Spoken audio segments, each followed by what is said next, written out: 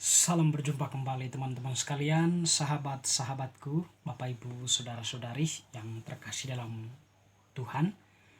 Kembali lagi pada kesempatan ini saya mengajak kita semua untuk menyiapkan sedikit waktu mendengarkan sabda Tuhan. Sabda Tuhan yang kita dengarkan diambil dari penginjil Lukas bab 9 ayat 22 sampai 25. Pemberitahuan pertama tentang penderitaan Yesus dan syarat-syarat mengikuti Dia.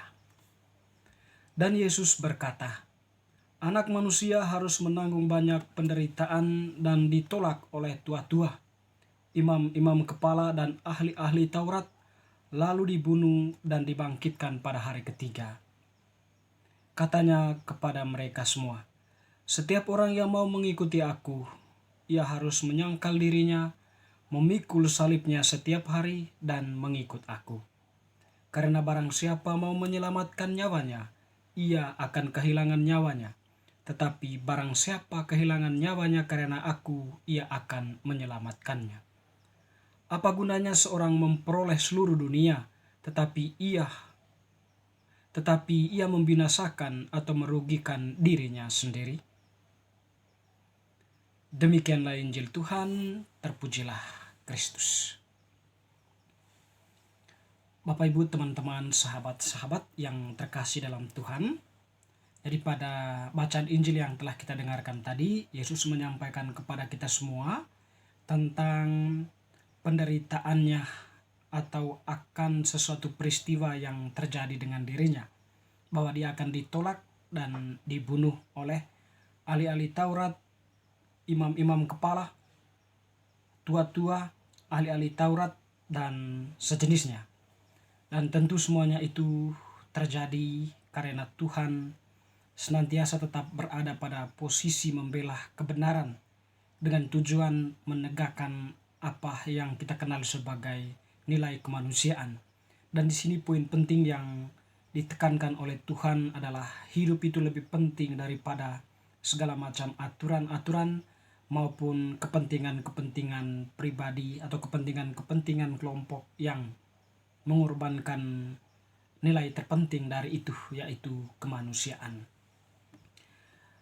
Dan juga teman-teman, sahabat-sahabat yang terkasih, poin inti dari Yesus kemudian akan menjadi buruan ya, atau akan menjadi penjahat dalam arti tertentu dalam pandangan orang-orang yang akan menuduh dia, itu karena Yesus membela kebenaran. Dan kebenaran ini tentu kalau ditegakkan di tengah situasi sosial atau situasi kehidupan yang mapan dengan kejahatan, akan ditolak sedemikian rupa dan pasti akan mendapatkan tantangan-tantangan serius. Mungkin saja orang itu akan dikucilkan, dihina, bahkan bisa dibunuh seperti Tuhan Yesus sendiri. Tuhan menyampaikan kepada kita bahwa setiap orang yang mau mengikuti aku, ia harus menyangkal dirinya, memikul salibnya. Artinya apa?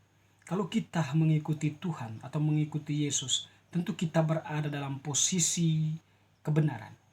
Dan di sini, dalam posisi kita sebagai yang mencintai kebenaran, tentu juga membela kebenaran. Nah, dalam posisi membela kebenaran inilah Tuhan mengaitkannya atau menggambarkannya sebagai salib. Bisakah kita memikul salib, memikul kebenaran itu di tengah berbagai tawaran-tawaran dunia dengan segala kenikmatan-kenikmatannya? Mampukah kita memikul kebenaran atau memikul salib itu di tengah berbagai bentuk ancaman-ancaman yang mungkin menghilangkan jejak-jejak kita, atau mungkin juga menghancurkan profesi kita dan sebagainya?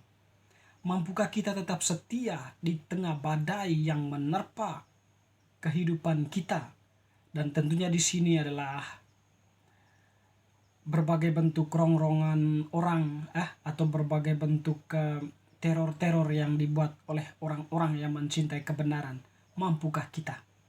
Nah, disinilah Tuhan mengedepankan atau menyampaikan hal ini kepada kita semua, agar kita diajak untuk lebih masuk ke dalam diri kita, merefleksikan posisi kita, apakah kita memang sungguh-sungguh mencintai Tuhan, mencintai kebenaran, dan setia memikul salibnya, atau memikul salib kita masing-masing, yaitu kebenaran yang telah dipercayakan Tuhan kepada kita masing-masing.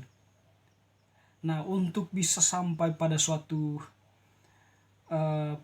kesepakatan atau pada suatu pegangan yang kuat, setia memikul salib itu hanya dengan melihat diri, hanya dengan kembali ke dalam diri, ya, menyadari bahwa memang hidup kita itu sungguh-sungguh disayangi oleh Tuhan, dicintai oleh Tuhan, berharga di mata Tuhan, sehingga Dia pun rela mati, ya, hanya demi hidup kita, hanya demi menyelamatkan kita dari perbudakan dosa, agar kita bisa melihat pancaran cahaya ilahi di tengah kegelapan kita, di tengah hilangnya orientasi hidup, atau di tengah kehilangan harapan kita. Tuhan mempertaruhkan nyawanya dengan memikul salibnya. Teman-teman, saudara-saudari yang terkasih, seperti yang dikatakan tadi bahwa Tuhan menjanjikan bahwa setiap orang yang setia memikul salibnya, dia akan menyelamatkan nyawanya. Tetapi setiap orang yang tidak setia memikul salibnya, dia akan kehilangan nyawanya. Artinya apa? Setiap orang yang setia dengan kebenaran, mencintai kebenaran di tengah terpaan-terpaan kejahatan itu, orang itu meskipun di dunia ini dia mengalami penderitaan karena kebenaran itu, saatnya nanti dia akan memperoleh ganjarannya, yaitu keselamatan. Dan itulah yang mungkin dimaksudkan oleh Tuhan, dia akan menyelamatkan nyawanya. Meskipun di dunia ini nyawanya diancam, tetapi Tuhan melihat semuanya itu, dan keselamatan nyawanya di kemudian hari atau di kehidupan kekal nanti akan terjamin.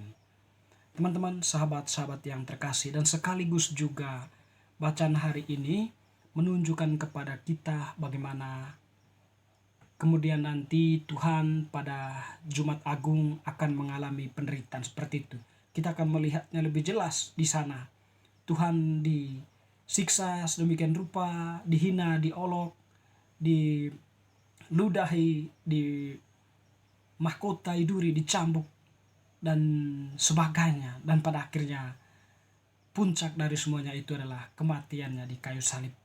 Tapi Tuhan tetap memberikan kita pengharapan di masa Paskah, di mana Dia bangkit, menyelamatkan kita semua, memberikan harapan kita semua yang setia memikul salibnya, yaitu keselamatan diri kita, atau kita memperoleh jaminan keselamatan dari Yesus sendiri.